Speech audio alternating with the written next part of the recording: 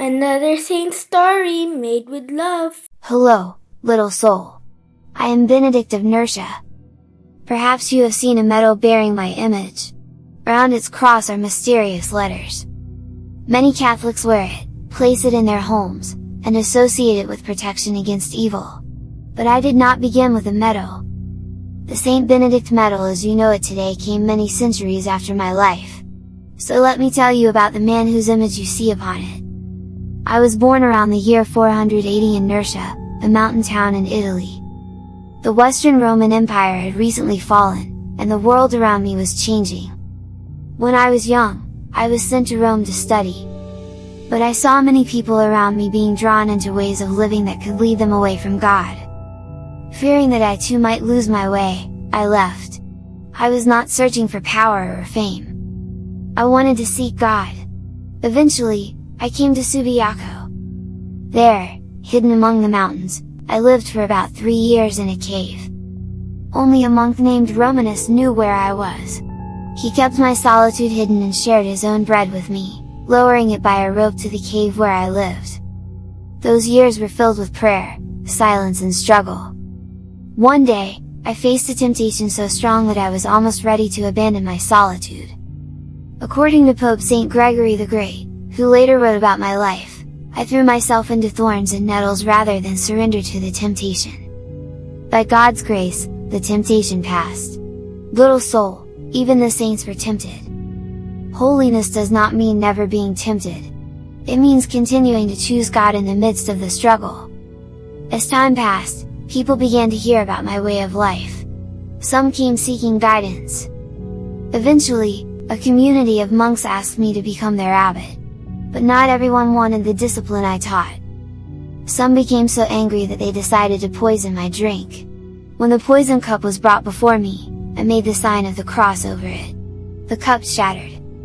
On another occasion, poison bread was placed before me.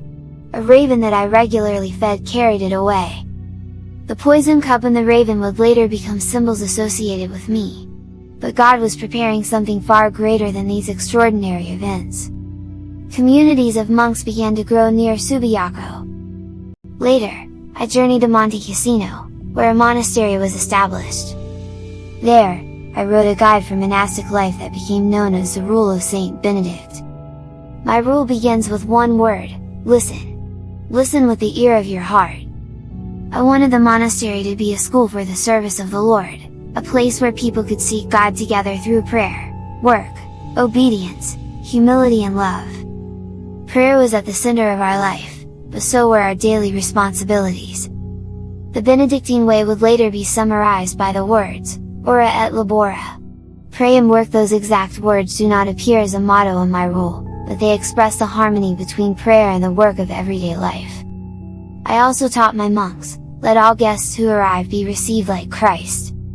The stranger at the door, the tired traveler, the person in need, receive them as Christ.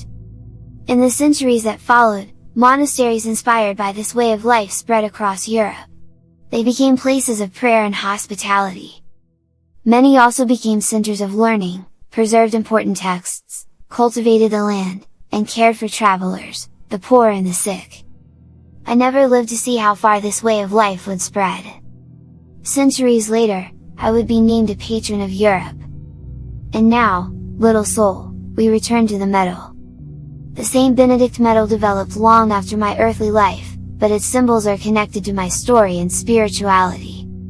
On one side, I am shown holding the cross in my rule. Beside me are the poison cup and the raven. On the other side is a large cross surrounded by letters. These letters represent Latin prayers. May the Holy Cross be my light. Let not the dragon be my guide. Begone, Satan! Never tempt me with your vanities. What you offer me is evil. Drink the poison yourself. Now you can understand why the medal became associated with spiritual protection. Its prayer rejects Satan and temptation while placing trust in the Holy Cross. For this reason, the Saint Benedict medal and his prayer have long been associated with protection against evil and are sometimes used in prayers of deliverance and by exorcist priests.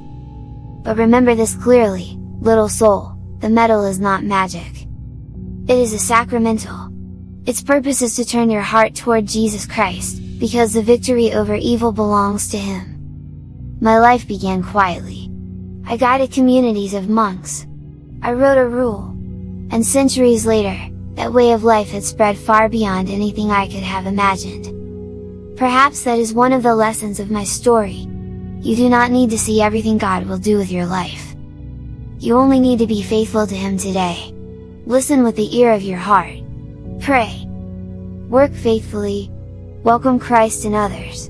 And as I taught my monks, never despair of the mercy of God. I am Saint Benedict of Nursia. And this is my message to you: let the Holy Cross be your light. And in everything you do, seek God first. Follow Cute Messengers for more saintly stories. Cute Messengers, small voices, heavenly messages. Thank you for watching!